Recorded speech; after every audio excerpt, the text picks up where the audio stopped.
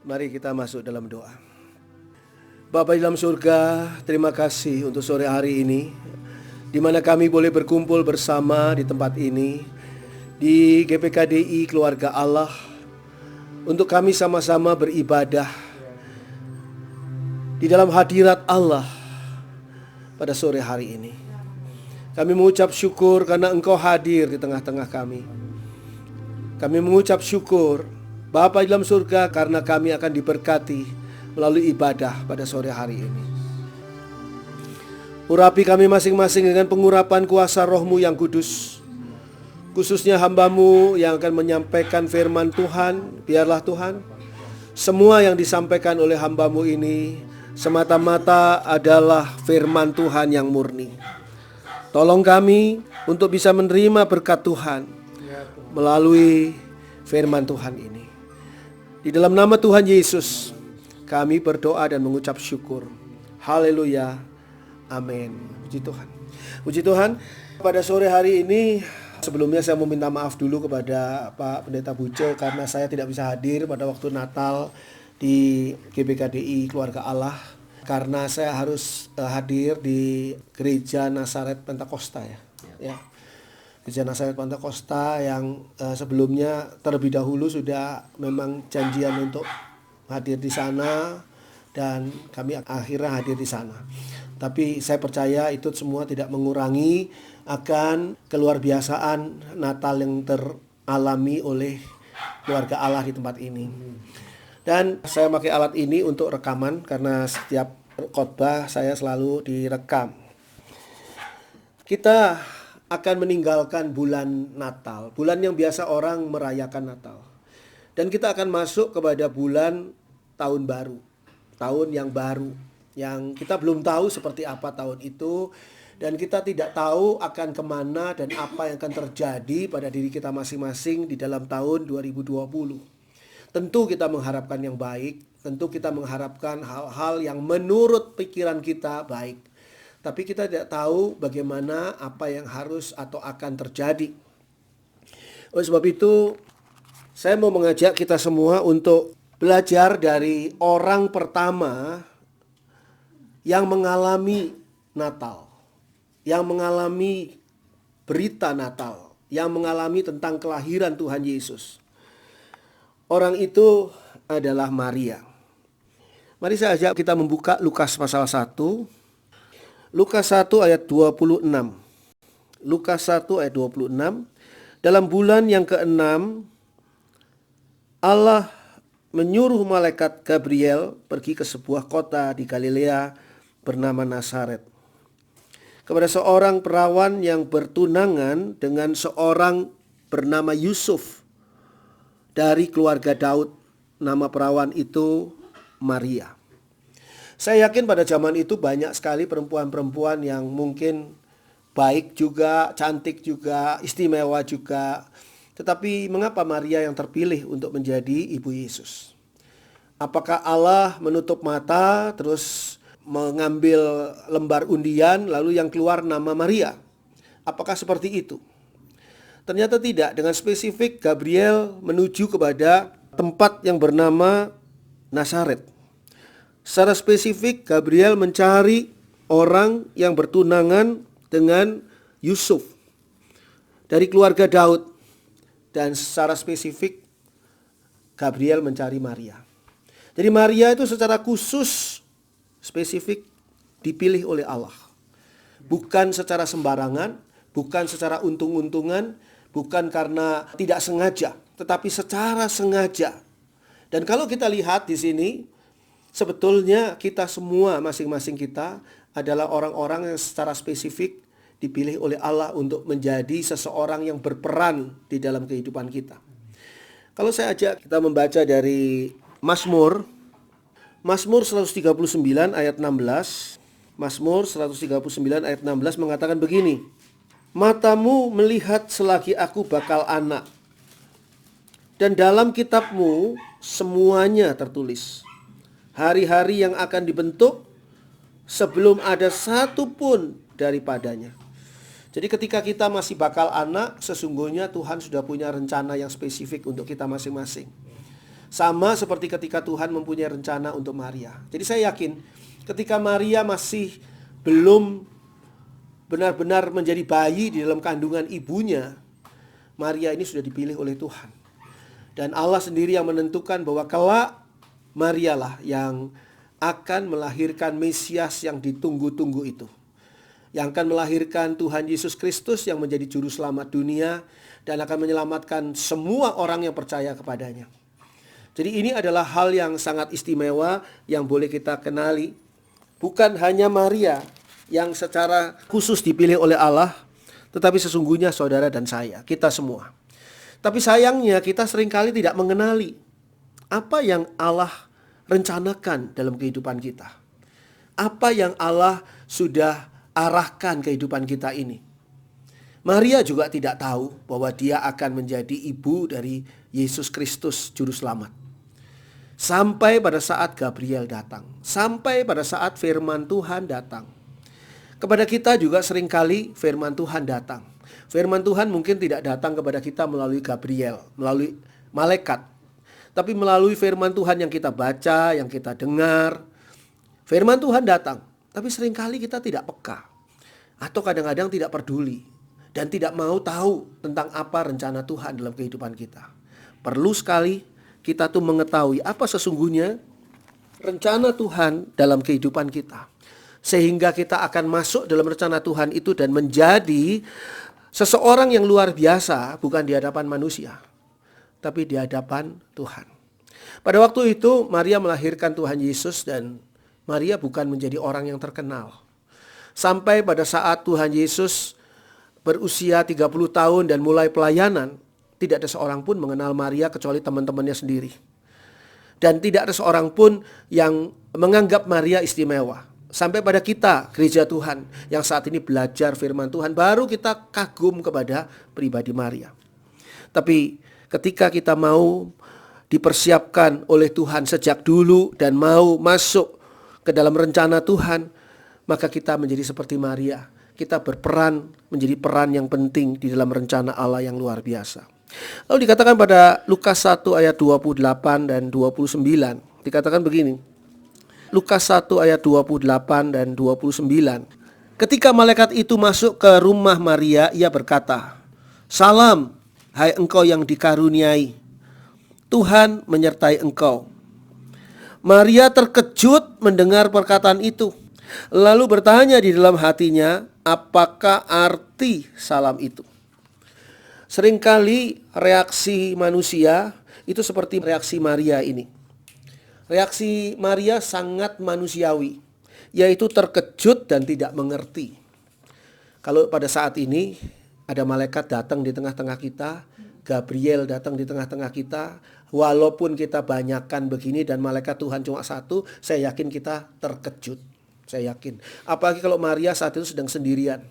Maka ketika datang malaikat Tuhan, dia terkejut. Peristiwa ilahi selalu membuat kita terkejut. Apa sebabnya? Karena kita seringkali hanya terbiasa dengan peristiwa-peristiwa jasmani manusiawi, bukan peristiwa ilahi. Padahal dengan peristiwa ilahi itu kita akan menemukan hal yang luar biasa. Sehingga seringkali saya ingatkan, sesuatu yang kita katakan sebagai mujizat, bagi Tuhan itu bukan mujizat. Itu biasa-biasa aja. Bukan sesuatu yang hebat, yang istimewa. Karena buat Tuhan yang maha kuasa, itu hal yang biasa saja. Dan bagi kita yang tidak terbiasa dengan peristiwa-peristiwa ilahi, itu merupakan satu mujizat yang ajaib, yang luar biasa dan sebagainya. Sehingga seringkali kita terkejut dan tidak mengerti. Kita seringkali tidak mengerti apa yang dikatakan oleh firman Tuhan. Salam yang diberikan oleh firman Tuhan. Padahal apa yang dikatakan oleh malaikat ini adalah sesuatu yang positif. Salam, hai engkau yang dikaruniai. Tuhan menyertai engkau. Positif semua. Tidak ada satu hal pun yang sifatnya marah, hukuman dan sebagainya kepada Maria. Tapi tetap tidak mengerti. Itu sebabnya kita sebagai orang-orang yang ingin memahami tentang Allah, kita tidak mungkin memahami Allah dengan pikiran kita, dengan akal budi kita, dengan kepandaian kita. Kita tetap tidak akan mengerti.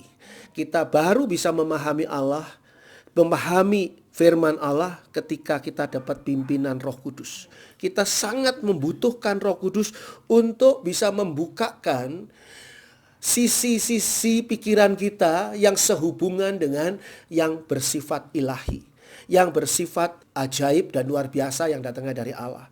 Jadi sekali lagi, kita dari peristiwa Maria, kita mengenal diri kita bahwa kita ini seperti Maria, seringkali terkejut dan tidak mengerti. Lalu saya ingin mengajak kita membaca pada Lukas 1 ayat 30 sampai dengan 33. Dikatakan di sana, kata malaikat itu kepadanya, "Jangan takut, hai Maria, sebab engkau beroleh kasih karunia di hadapan Allah. Sesungguhnya engkau akan mengandung dan akan melahirkan seorang anak laki-laki, dan hendaklah engkau menamai dia Yesus. Ia akan menjadi besar dan akan disebut anak Allah yang maha tinggi, dan Tuhan Allah akan mengaruniakan kepadanya tahta Daud bapa leluhurnya. Dan ia akan menjadi raja atas kaum keturunan Yakub sampai selama-lamanya, dan kerajaannya tidak akan berkesudahan." Apa yang disampaikan oleh malaikat ini kepada Maria adalah satu hal yang di luar pemahaman manusia. Pertama adalah ketika kita mendapatkan Tuhan Yesus Kristus, berarti kita mendapatkan kasih karunia Allah. Jadi ketika sebelum Maria mengandung Tuhan Yesus, dikatakan di sana, "Jangan takut, Maria, sebab engkau beroleh kasih karunia di hadapan Allah." Yang sesungguhnya Maria peroleh adalah mendapatkan bayi Yesus di dalam kandungannya. Tetapi dikatakan di sana kasih karunia Allah. Jadi kalau kita belajar di sini, orang yang mendapatkan Yesus adalah orang yang mendapatkan kasih karunia Allah. Dan kasih karunia Allah ini adalah satu hal yang luar biasa yang tidak bisa kita peroleh dari sumber manapun juga. Tidak kita bisa peroleh dari bagian dunia manapun juga. Akal budi kita tidak sampai kepada pemahaman tentang hal ini. Malaikat itu memberitahukan tentang semua hal yang akan terjadi pada Maria dengan sangat rinci. Dikatakan pada ayat 31. "Sesungguhnya engkau akan mengandung dan akan melahirkan seorang anak laki-laki, dan hendaklah engkau menamai dia Yesus." Sangat rinci. Sehingga kita belajar dari sini bahwa petunjuk Tuhan, firman Tuhan, nubuatan Tuhan selalu datangnya terinci. Petunjuk Tuhan sangat jelas, sangat terinci. Tapi mengapa kok kita tidak bisa mengerti, tidak bisa menangkap, dan tidak bisa memahaminya? Di situ kita perlu belajar. Kita perlu belajar untuk menerima petunjuk Tuhan, untuk menerima kepekaan dari Tuhan. Tidak ada gunanya kita diberi petunjuk kalau kita tidak mengerti petunjuk itu. Orang yang tidak tahu jalan ke tempatnya Pak Pendeta Buja di sini, orang itu diberi peta. Lalu peta itu dia tidak bisa baca. Dia tidak mengerti bagaimana membaca peta itu. Saya jamin dia tidak akan sampai ke tempat ini. Sehingga ketika diberi petunjuk, kita harus mengerti. Dan bagaimana caranya mengerti petunjuk Tuhan? Seringkali orang bertanya bagaimana caranya mengerti petunjuk Tuhan. Saya akan beritahukan bahwa kita tidak mungkin mengerti petunjuk Tuhan. Sama seperti Maria tidak mengerti petunjuk Tuhan. Kita baru bisa mengerti petunjuk Tuhan kalau Tuhan yang mengajarkan kepada kita. Kalau Roh Kudus memimpin kita untuk kita mengerti tentang petunjuk Tuhan. Pertama, kita mengerti kenapa kita ada di dunia ini, kenapa kita dilahirkan, kenapa kita ada di dalam zaman ini, kenapa kita lahir di rentang waktu ini, kenapa tidak dulu, zaman kuno, atau nanti akan datang, kenapa kok sekarang? Ada satu rencana Tuhan yang Tuhan mau terjadi dalam kehidupan kita dan kita lakukan. Itu kita harus pahami, kita harus mengerti melalui Roh Kudus Tuhan. Dan kedua adalah Tuhan akan memberi petunjuk. Tuhan tidak melepaskan kita begitu saja berjalan di dalam rencana Tuhan, tapi Tuhan akan memberi petunjuk. Begitu juga ketika kita memasuki tahun 2020. Kalau kita masih diberi umur oleh Allah memasuki tahun 2020, pertanyaannya adalah, Tuhan, apa yang hendak Engkau lakukan? Apa yang harus aku lakukan di dalam tahun 2020? Apa yang harus aku lakukan? Orang kadang-kadang berpikir begini, untuk tahun yang baru kamu punya rencana apa? Kamu punya planning seperti apa? Bahwa di dalam tahun yang baru nanti saya akan menyelesaikan studi saya. Di dalam tahun yang baru nanti saya akan melamar pacar saya menjadi istri atau pasangan hidup saya. Nanti di dalam tahun yang baru saya akan membuka sebuah usaha baru dan sebagainya. Rencana-rencana itu adalah rencana yang baik menurut kita. Tapi harusnya kita bertanya pada Tuhan, Tuhan, apa yang Engkau mau supaya aku lakukan di dalam tahun 2020? Sehingga kita itu boleh melaksanakan kehidupan kita di tahun 2020 sesuai dengan rencana Tuhan yang sempurna. Setelah itu Tuhan pasti akan memberi petunjuk pada kita. Tuhan akan memberi petunjuk yang sifatnya jelas, terinci. Karena Tuhan tahu bahwa kalau kita tidak diberi jelas dan terinci, kita tidak tahu dan tidak bisa melakukannya. Tuhan pasti memberi petunjuk yang jelas dan terinci. Bagaimana caranya kita bisa menangkap itu? Sekali lagi, kita perlu Roh Kudus. Roh Kuduslah yang membuat kita bisa menangkap akan petunjuk Tuhan. Kita tidak menerjemahkan bahwa ini adalah petunjuk Tuhan, tidak. Tapi kita bisa menangkap petunjuk Tuhan benar-benar. Saya berpikir kalau seandainya ini lampu stopan di perempatan jalan, merah, kuning, hijau, itu diganti warnanya menjadi biru, oranye, coklat, gitu ya. Apakah kita masih memahami akan tanda lalu lintas itu? Saya kira masih. Karena apa? Karena kita tahu biru itu kemarinnya itu tempatnya merah. Berarti kalau biru itu nyala berarti kita nggak boleh jalan ini. Karena begitulah posisinya. Aturannya seperti itu. Karena kita mengerti, bukan terpaku pada warnanya. Kayak kita bisa memahami pada lokasi dari warna-warna tersebut. Oh, kalau hijau ini sekarang kok diganti coklat. Berarti kalau coklatnya nyala berarti saya boleh jalan. Seperti itu. Walaupun mungkin warnanya berubah. Jadi di sini kalau kita lihat, seringkali apa yang menjadi petunjuk Tuhan melalui firman Tuhan sudah diberikan. Tapi manusia tidak bisa menangkapnya. Karena manusia menangkap dengan pikirannya sendiri. Oh, ini biasanya merah kok. Ini kan sekarang biru yang nyala. Berarti gimana? Ya saya jalan terus, ditangkap polisi. Karena seharusnya kita berhenti. Karena untuk hari itu ada sedikit game di kota itu bahwa lampu stopan yang merah itu diganti biru. Seperti itulah kurang lebih kalau kita mau gambarkan bagaimana kita menerjemahkan petunjuk Tuhan. Kadang-kadang kita mengangkat sesuatu hal sebagai petunjuk Tuhan, padahal bukan. Itu adalah yang sesuai dengan pikiran kita dan kehendak kita. Itulah yang menjadi harapan kita. Itulah yang menjadi zona nyaman kita. Sehingga kita mau berada di sana. Beberapa waktu yang lalu saya bicara kepada seseorang, saya mengatakan begini. Jalan bersama dengan gembala yang baik itu komplit. Kita kadang-kadang dibawa ke rumput yang hijau dan kadang-kadang kita dibawa ke air yang tenang. Tapi jangan lupa, kita juga diajak ke lembah kekelaman. Dan perhatikan, ketika di lembah kekelaman, justru kita mengalami gada dan tongkat sang gembala. Tidak di rumput hijau mengalaminya, tidak di air yang tenang. Tapi kita tidak mau jalan di lembah kekelaman. Tuhan, saya maunya di rumput hijau terus. Jadi kalau Tuhan ngajak saya ke lembah kekelaman, oh ini bukan kehendak Tuhan. Kalau saya ditawari masuk ke daerah rumput yang hijau, nah ini petunjuk Tuhan. Ini baru benar ini. Ke air yang tenang, nah ini petunjuk Tuhan. Tapi kalau ke lembah kekelaman, oh bukan, ini bukan petunjuk Tuhan. Padahal gembala itu mengajak kita untuk belajar di lembah kekelaman tentang pelajaran yang jauh lebih tinggi. Ayat tadi saudara, Mazmur 23 bisa dibalik. Tuhan adalah gembala yang baik, maka Tuhan membawa aku ke lembah kekelaman dulu, baru rumput hijau, baru air yang tenang. Tapi kenapa kok kalau kita baca Mazmur 23 itu lembah kekelaman itu bagian terakhir? Karena itu tingkatannya tingkat kelas lebih tinggi dibandingkan dengan rumput hijau. Semua domba mau rumput hijau. Semua domba senang ke air yang tenang. Tapi ketika domba itu dewasa, domba itu akan diajak ke lembah kekelaman. Tapi jangan khawatir, gada dan tongkatmu itulah yang menghibur aku. Dan itulah yang dialami oleh Maria. Maria ini adalah seorang wanita yang bukan perempuan nakal. Seorang wanita baik-baik.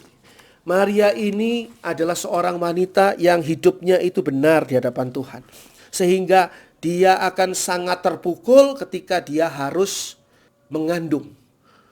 Tetapi kalau kita baca ayat-ayat tadi, tidak ada satu bagian pun di mana Maria menolak akan apa yang disuruhkan, diperintahkan oleh firman Tuhan. Sekali lagi, di sini dikatakan, jangan takut, hai Maria, sebab engkau beroleh kasih karunia di hadapan Allah. Sesungguhnya engkau akan mengandung. Aduh, ini satu berita yang luar biasa yang membuat Maria perawan ini menjadi stres, ini bisa jadi. Dan akan melahirkan seorang anak laki-laki. Aduh, saya masih perawan kok saya melahirkan anak. Tapi lihat, Maria tidak pernah mengatakan tidak. Dikatakan di sana pada ayat selanjutnya, ayat 34, kata Maria kepada malaikat itu. Kalau Maria ini di sini mau melawan kehendak Tuhan, dia bisa. Dia katakan, saya tidak mau mengalami itu. Itu bagian yang tidak baik dan tidak enak. Pada zaman itu, perempuan yang mengalami kondisi ini akan dianggap sebagai perempuan yang nakal, yang tidak baik, sehingga pasti akan mendapatkan hukuman rajam. Ini adalah hal yang tidak baik buat Maria. Tapi lihatlah ayat 34. Kata Maria kepada malaikat itu, bagaimana hal itu mungkin terjadi karena aku belum bersuami? Jadi Maria tidak menolak, cuma Maria mempersoalkan bagaimana mekanismenya itu bisa terjadi. Bukankah saya harus bersuami dulu, baru saya bisa punya anak?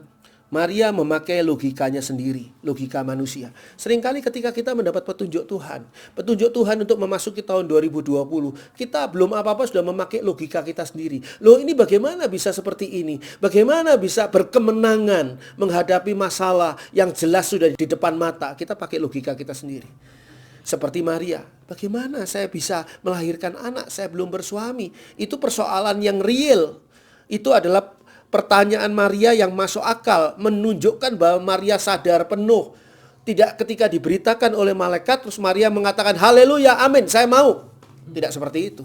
Maria berpikir dengan pikirannya. Maria berpikir dengan logikanya. Dan logikanya Maria yang wajar ini membuat kita sadar, iya ya, bagaimana dia bisa punya anak padahal dia belum bersuami. Lalu dikatakan di sana, jawab malaikat itu kepadanya, ayat 35, Roh Kudus itu siapa? Maria juga belum tahu Roh Kudus itu siapa. Roh Kudus akan turun atasmu dan kuasa Allah yang Maha Tinggi akan menaungi engkau.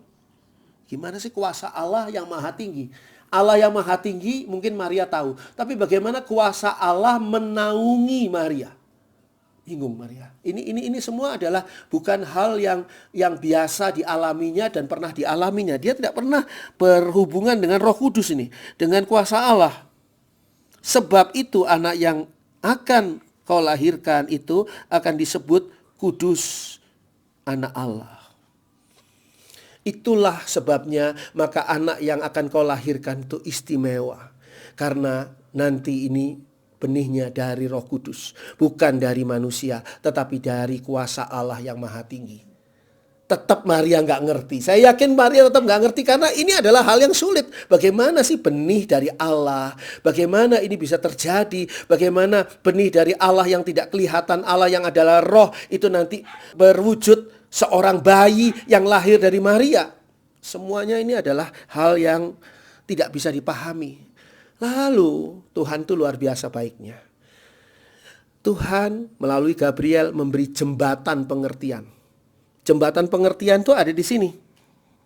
Ayat 36. Dan sesungguhnya Elisabet sanakmu itu, ia pun sedang mengandung seorang anak laki-laki pada hari tuanya. Dan inilah bulan yang ke-6 bagi dia yang disebut mandul itu. Elisabet Maria kenal betul. Kalau Roh Kudus Maria nggak terlalu kenal. Iya. Kuasa Allah yang Maha Tinggi seperti apa sih kuasa Allah yang Maha Tinggi? Tidak terlalu kenal. Tapi kalau Elisabet yang sudah tua dan mandul itu Maria kenal betul. Jadi ini jembatan pengertiannya diberikan. Elisabet kamu tahu kan? Mandul, sudah tua. Sekarang sedang mengandung. Dan mengandung itu bukan mengandung bayi kandungan yang palsu lah. Di luar kandungan lah, kandungan anggur atau bukan seperti itu. Ini real nih, sudah 6 bulan loh ini. Dan nanti Maria akan mengunjungi Elisabet untuk meneguhkan apa yang dikatakan oleh malaikat Gabriel.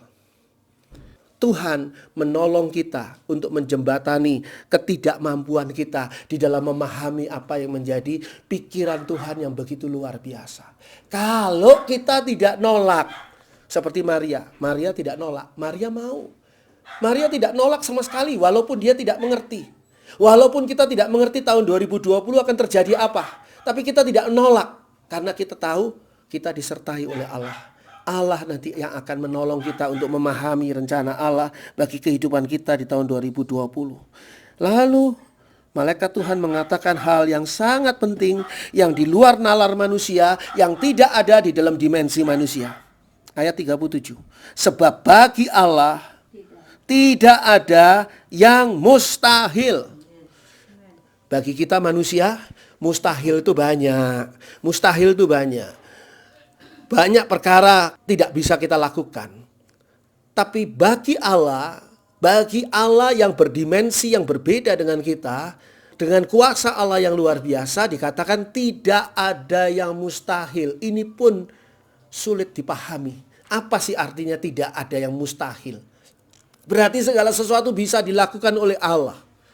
Lalu timbul pertanyaan, mengapa Allah kok tidak segera menyembuhkan penyakit saya? Mengapa Allah tidak segera menolong saya yang saat ini dijepit oleh hutang dan sebagainya? Mengapa Allah tidak memberikan satu masa depan yang baik? Mengapa Allah membiarkan saya ketika saya salah jalan? Mengapa macam-macam hal? Karena bagi Allah tidak ada yang mustahil. Timbul suatu pertanyaan lagi. Tapi sekali lagi, kalau kita tidak berontak kepada Allah, kita mau menerima apa yang menjadi rencana Allah dalam hidup kita, menyerahkan diri seperti Maria, maka Allah sendiri yang akan menuntun kita untuk menerima segala bagian yang sudah disediakan bagi kita. Lalu bagaimana reaksi Maria? Kata Maria, ayat 38. Sesungguhnya aku ini adalah hamba Tuhan. Maria menyadari posisinya bahwa dia adalah hamba Tuhan. Ini tidak membuat atau tidak memberikan kepada kita pengertian bahwa Maria memahami apa yang dikatakan malaikat Gabriel. Apa yang dikatakan malaikat Gabriel ini terlalu tinggi untuk Maria. Maria ini orang sederhana, orang desa sederhana. Dia tidak terlalu mengerti, dia bukan ahli teologi, dia bukan orang Farisi, dia bukan ahli Taurat. Dia tidak mengerti sebetulnya. Tapi satu hal yang luar biasa dari hati Maria adalah dia menyadari, aku ini hamba. Dikatakan di sana, sesungguhnya aku ini adalah hamba Tuhan. Dia memposisikan dirinya dengan tepat. Dia memposisikan dirinya sebagai hamba Tuhan. Artinya apa? Tuhan, Tuan, Lord itu adalah pemilik. Tuan, zaman dahulu, Tuan itu adalah pemilik dari para hamba. Hamba itu seperti budak. Jadi aku ini miliknya Engkau Tuhan. Lalu dikatakan selanjutnya, sikap seorang hamba adalah jadilah padaku menurut perkataanmu itu. Maria tidak mengerti perkataan Gabriel, tapi Maria katakan jadilah padaku seperti perkataanmu. Di dalam satu kata ini, satu kalimat ini, ayat ini menunjukkan imannya Maria yang luar biasa. Dia percaya betul kepada Allah. Saya tidak mengerti apa yang Allah katakan, tapi saya percaya betul bahwa Allah akan memberikan yang terbaik. Kadang-kadang sebagai anak, ya, anaknya Junius ini Kevin kadang-kadang tidak mengerti apa sih maksud papa mamanya. Tapi dia tahu bahwa papa mamanya mengasihi dia. Sehingga dia menyerah, iya deh saya nurut aja. Ini adalah sikap yang menyatakan bahwa dia percaya kepada papa mamanya. Kalau dia nggak percaya pada mama papa mamanya, dia berontak. Dia disuruh ini nggak mau, dia disuruh itu nggak mau. Dia nggak percaya, tapi ini percaya. Maria percaya. Tuhan, boleh jadi saya tidak mengerti apa yang menjadi rencana Tuhan dalam hidupku. Tuhan sudah uraikan macam-macam, bahkan sudah ada jembatan pengertian diberikan. Tapi saya tetap tidak mengerti Tuhan. Satu hal yang saya tahu, saya hanya seorang hamba. Hambamu Tuhan, maka jadilah apa yang menjadi seperti rencanamu. Jangan kehendakku Bapa, tapi kehendakmu lah yang terjadi. Demikian doa Tuhan Yesus di Taman Getsemani. Ketika Tuhan Yesus menyerahkan dirinya untuk rencana Allah yang dahsyat, yang besar, keselamatan manusia. Selamat Natal, Tuhan memberkati. Puji Tuhan.